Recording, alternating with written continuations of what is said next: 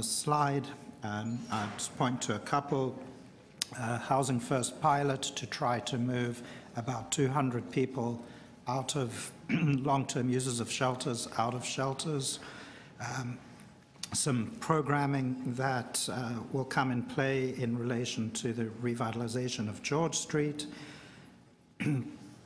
Excuse me, I just need some water.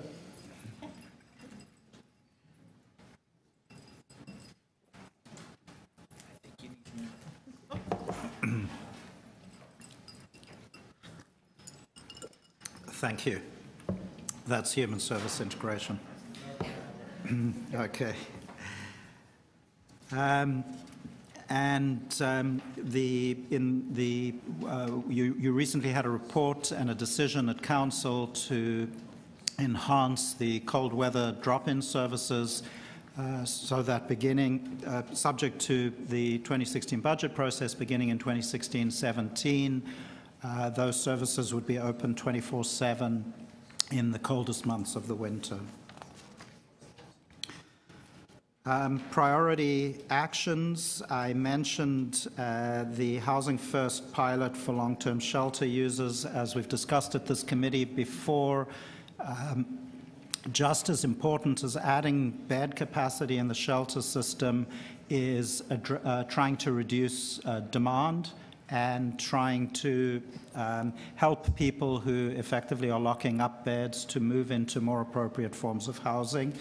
And our aim is to house 200 long-term shelter users over a 12-month period.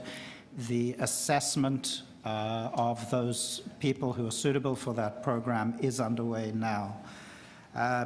We will be opening a number of new shelter sites during the year to increase capacity with a view to hitting the 90% standard. And I mentioned the cold weather services. Now turning to the other primary service areas, the social housing system management, which represents about 3/4 of both our gross and net budgets in the division. You had a good discussion this morning. The key challenge that we're facing is declining federal and provincial funding for both ongoing operation and capital repairs. We've come up with some strategic directions we'd like to move in, which the committee has discussed this morning. We are looking at new ways to do things